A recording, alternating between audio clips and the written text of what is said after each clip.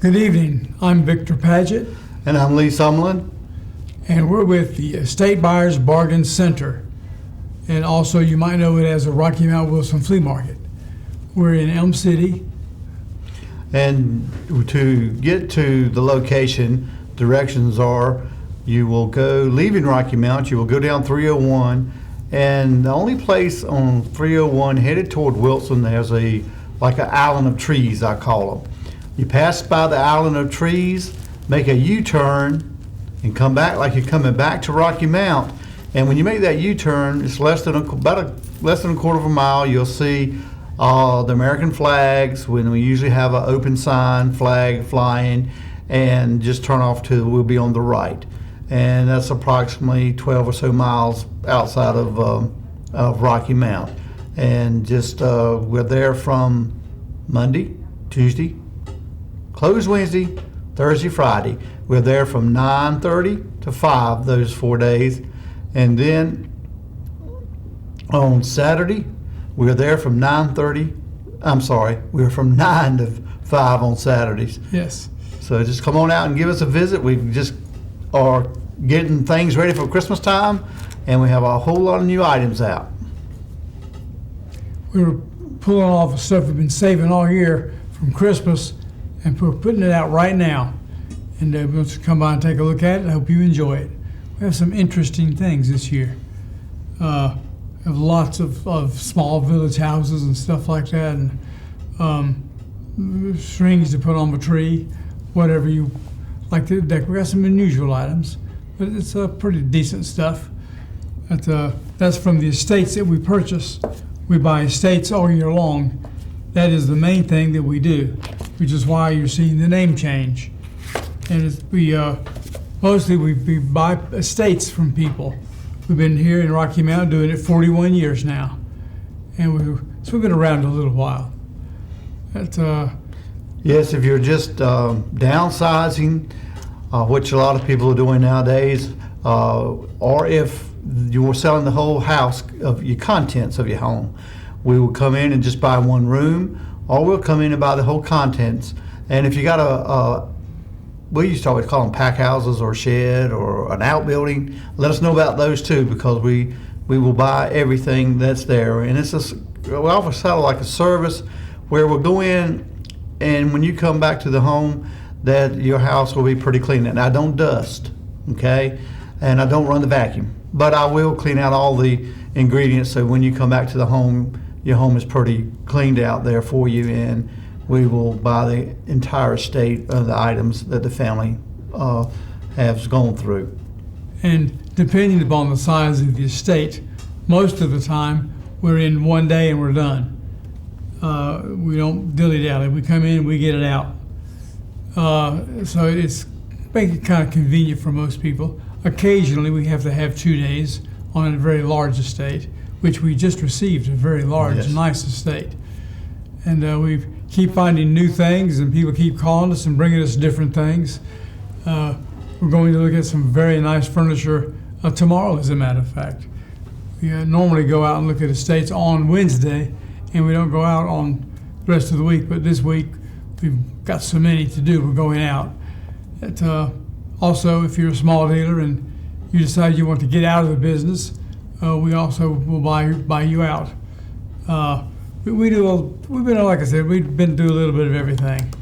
One thing that we would like kind of talk to you tonight about is I know you guys remember us from the other show, probably a few of you do, about the coins and silver and gold and things of that nature.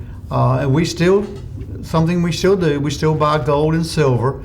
We have matter of fact, right over there, Victor has what we call a test kit. And what this has in it, it has the different acids. Wait a minute. I'll get you in a minute. There you go. But anyway, we have, and this has the different acids in it that will let us know if it's 10 karat, 14 karat, 18 karat, or 22 karat. And as everyone knows, the higher the carat, the higher the amount of gold that's in your item. And of course, that means more money. And also, You can bring broken jewelry if it's damaged or anything like that. That's fine. We'll be glad to do the test. And I know people always have heard this saying, if it passes the acid test, and that's where it came from. Anyway, that's what I've been told. So anyway, bring your items out, and we still buy gold and silver. We'll test the silver for you to make sure it's sterling silver. Now, plated silver, I'm afraid, folks, is just not what it used to be. They really do not give any money for plated silver anymore, even though it's still pretty. But anyway, if you have any of those type of items, please bring them on out. We'd be glad to work with you on that. The gold is what this is for, mostly for silver and gold. Most of your silver, especially if it's silverware, will have sterling on the backside of the handle usually. So you'll know now sterling is 92.5% silver. Silver coins are 90% silver. The rest of it is mostly copper. And they ask me all the time, well, isn't a silver dollar all silver? No. And a silver dollar is 90% silver, 10% copper. Lee, if you would do that silver dollar for us. Yeah, and on the silver dollars, there's a good picture of the Morgan. Now, what you want to look for on those also is the mint marks, the condition, all that plays in the value of a silver dollar. If the silver dollar, condition, as everyone's always heard, there's only a few dates and a few mint marks. If it's a Carson City, which is a CC, then you have a coin that's worth more than the silver value. Most of your silver dollars, I'm afraid to say, are just worth the silver value. Now, if you look at the coin he's showing on the screen, one of the easiest ways you can tell if it's in very good condition is look on the breast of the eagle. It has feathers. Now, if those feathers are there, you've got a coin that is in excellent condition. And he's also showing you an 1878 Morgan silver dollar. Morgans were printed from 1870, or minted from 1878 to 1921. In 1921, they came out with a peace dollar. And Morgans and peace dollars were both minted in the same year of 1921. And this one has a mint mark. If you look at the laurel on the back of the eagle, see the eagle? There's a laurel right above the tail of the eagle. And right below that, right between the D and the O, is a little teeny mint mark. Right. And this one is S, means it was minted in San Francisco. Right. And that's where you want to look. And if you see this CC there, then that coin will be worth more than the mint value. Yes. Silver value, excuse me. Sometimes quite a bit. Hundreds of dollars more sometimes. Sometimes not. It just depends upon what year you have. There are also other more rare mints. There's a 0 or O. That's in New Orleans. They used to have a mint in New Orleans. Well, New Orleans, but I say New Orleans. Also, there's a mint for KS, Kansas City. And it's there's several different mints in the United States that have over the years come and gone. The three that are still around are the Philadelphia Mint, which usually has no mint mark on it. Sometimes they put a P, but usually it has no mint mark. Then they have the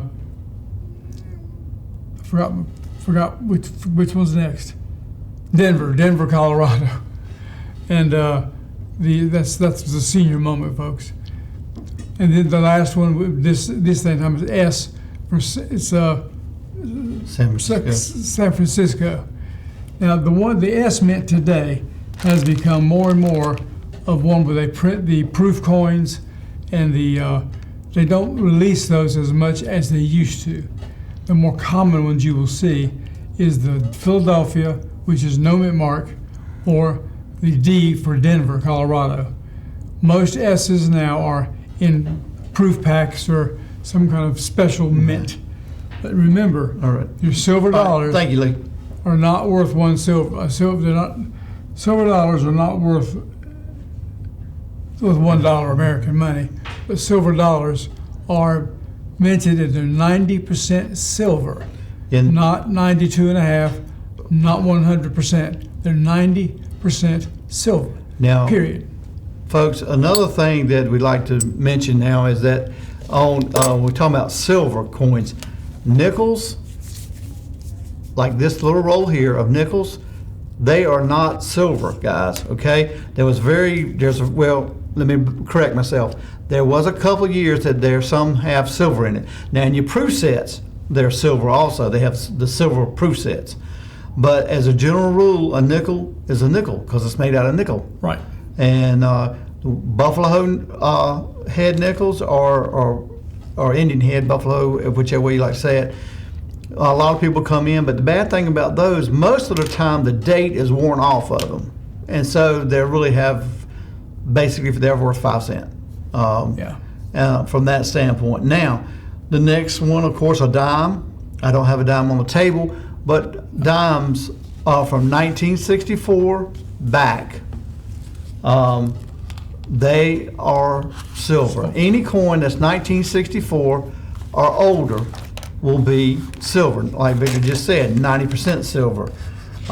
When we have, then of course your quarters, which these are quarters here that I have in my hand. Those are silver quarters. These are silver quarters. They have 90% silver as well. And there again, there's a few dates that are worth more than the silver value, but not many in quarters. And then we also have, this one is which is, I know it's hard to see, but that's a Kennedy. And he's a 64 now. Matter of fact, Kennedy is an exception from 65 to 70. 70, yeah, they have 40% silver in them, okay? But a 64 has 90%. And also, Mr. Benjamin Franklin, 50% pieces, also have 90% silver. And there again, there's very few of those that are worth any more than just the silver value. Yeah, the Benjamin head did not get printed very long. It was cut off when Mr. Kennedy got killed, and they made a commemorative coin out of his likeness. And it's the 50-cent piece we still have today. Is a Kennedy $50. But the most valuable ones were the very first mint was in 1964, and it was out of 90% silver. I have you see these in the coin stores or in the Books A Million and Barnes and Noble. These are the little blue books that you put your collection in. It's got a slot for all the coins in it for whatever particular coin you're using. These are for Liberty Head silver dollars. And it did open a while ago. There it goes. And this is not a complete collection. It's just this partial, shows you where it's at. But these are the Liberty Heads. They stopped making those in the depth of the Depression in 1936. I don't think they did make them after that, did they? I don't think so. 35. Yeah. And that was also when you had to turn your gold into the government. Now, you want to talk about squawking. Back not that long ago, something this size right here, made out of gold, 90% gold, is what was part of the currency. And you could carry it around in your pocket and spend it. You go to the bank with a special paper note, a gold note, and make that note, make them redeem it for gold. Of course, you cannot do that any longer. But the history of coinage in this country is just fascinating. They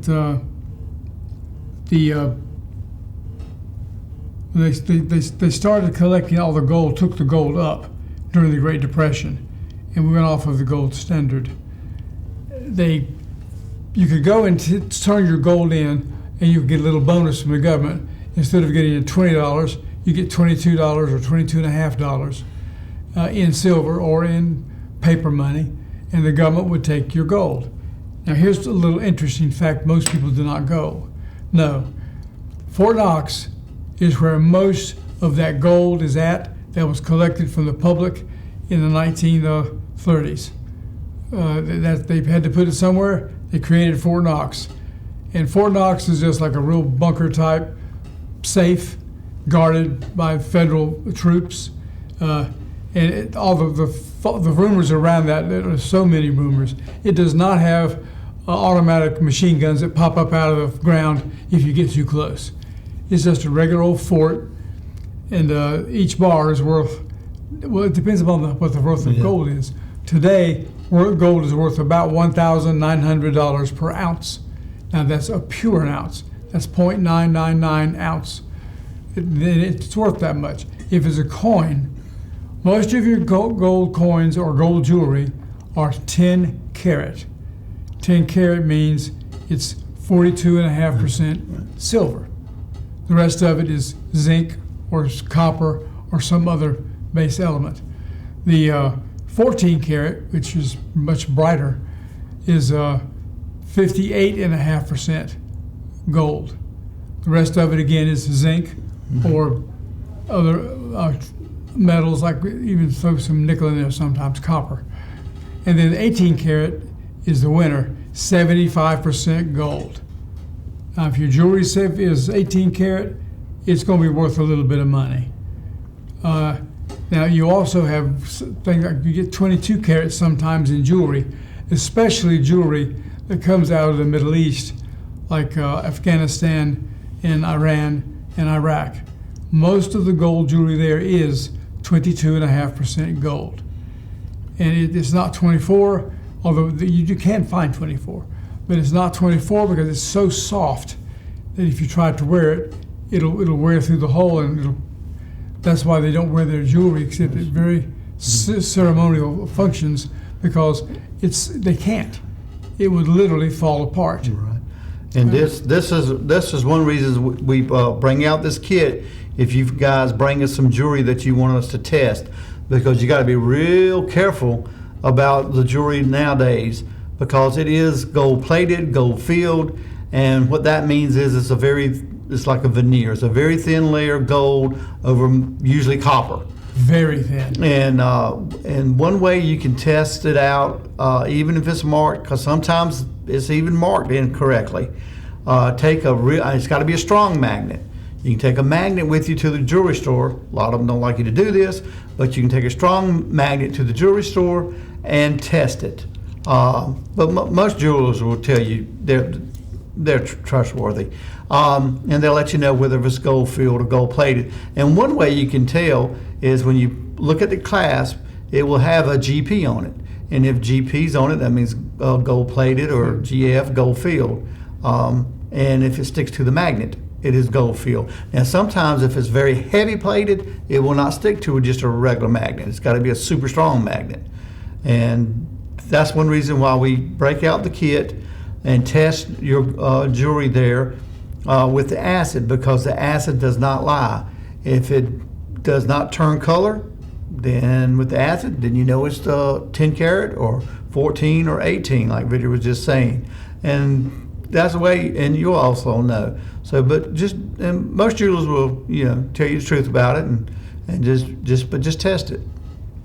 And we have the rare earth magnets that you can use to tell if something's not gold or not silver. Gold and silver will not stick to a magnet, but a lot of the base elements they use will stick to a magnet. So if it looks like it's gold and the magnet picks it up, it's not gold. It's either plated or filled. And it's one way to keep yourself from getting caught, stuck. But and we have rare earth magnets for sale. They're not very expensive. And we also have loupes for sale, which is the eye loupe that you put up to your eye to look at the real fine engraving on coins or jewelry, or to even look at a diamond with. We do have some diamonds, but you have to request to look at them. I don't put them out. But the coinage is it's really a lot of fun if you're into it. Like they started doing the states, where each state has its own different coin. And now they've been doing it so long, they're even going back and redoing some of those backs of some of those quarters. It's really a lot of history in our coinage. And biggest thing that you can do is make sure you got the right thing and get it looked at by somebody who knows what they're doing, and that'll tell you, yes, it's gold, yes, it's silver, or no, it's not. And that goes with broken gold jewelry, it goes with your coins, it goes with whatever. This was a big stack of coins, but there's a whole lot more of coins that go with that. We can't see them because of the thingamajiggy. But those silver coins, he thought he had all silver coins. Well, we went through it for him, and he had mostly silver coins, but about $15 of coins that were not silver. There was regular coins. Go buy lunch with them. I mean, they're numismatics. It's coinage. And also, folks, the newer coins, that they call like the presidents and those are not gold; they're gold plated. And be careful when things have, it's not as much on TV as it used to be, but if they're advertising a coin for $29.95, you know it's not going to be gold through and through. It will be plated. So also just be careful about that. And if you want to, it's fun collecting things, and they're real nice to collect, but they're that way. Now, the proof sets, on the other hand, that come from the Franklin Mint and the other mints, they are the true thing. They are issued by the government, and a lot of those proof sets nowadays they're fun to collect. But also, we will be glad to help you also with when it comes to your estate. Like we said, Estate Buyers Bargain Center. It's what we are now in the Rocky Mount Wilson Flea Market. We will be glad to help you in any way when it comes to your estate, whether, like we said earlier, it's one room that you need to liquidate because you're just downsizing, or it's the whole house. We will be glad to come in and offer you our services and to help you, and we will look at purchasing your estate from that for you. And there again, we are open on Monday and Tuesday, Thursday and Friday from 9:30 to 5. Also open on Saturdays from 9 to 5. We are closed on Wednesday and Sunday, and we are there by appointment. So if you need to give us a call, the phone number's on the screen. Just give us a call. We'll be glad to make an appointment to go either view your estate or meet you on a Wednesday if need be. We will be glad to help you out any way we can. And of course, the directions to get there are from Rocky Mount. You get on 301 headed toward Wilson, and then you will come to a place. It's the only place on 301. It has the trees in the middle of the road. Go past the trees. Immediately after you pass the trees, you will make a left turn and do like a U-turn and head back toward Rocky Mount. And when you make that U-turn, you'll see the American flags. We're the second building on the right. And also, normally we have our floppy man out there that says open. And just pull in there, and that's where we are located, right there at Elm City on that. Just give us a call. Come on by, because we're working on Christmas items, like we said earlier, getting ready for Christmas. And we just got in another estate, and we have a lot of different items out there. And just excuse the mess a little bit. We are trying to clean it up, but it seems the harder I try to clean, the messier I make it. But just come on out there and visit and see. Well, let me just say this about some of the things we've been talking about. We also do appraisals. If you need something in your home appraised for insurance value or whatever, we do appraisers. Now, we charge for the appraisals. I'll tell you what you have. If you've got, whatever type coin you've got, Mexican coin, American coin, whatever, I'll tell you what it is. Later on, one of us will. But we won't really value it. If we value it, we want to get paid. We have to make a living too. And that's one of the ways we do it, is we will appraise your items the best we know how. And we're fairly good at it, been doing it a few years. But we'll appraise your household goods. We had a lady in Wilson not too many years ago. She was from Italy, and she brought these particular porcelains with her from the home country, Italy. And when I went to look at what she had, and we appraised them for her, the cheapest one she had was worth $1,500, and the most expensive one was about $3,800. But if you don't know what you got, if we can, we'll help you value it. If we don't know exactly what we're dealing with, the laws say that we can educate ourselves about it and then value it. And occasionally we have to do that. Most of the time, we know pretty much what you've got, especially since we've been in this area here so long. Of course, you get some funny stuff sometimes. But we're going to talk about paper money maybe next time. Maybe next time. Anyway, we're working up a show on nothing but paper money. I really enjoy collecting paper money. And we've got some from Confederate paper money to a few colonial pieces of script. Script is a paper piece of money that's like a nickel. But we've enjoyed being with you. And we appreciate you giving us your time. If there's anything you want us to discuss or any kind of valuable you want to see that we can do something with, give us a call at the store.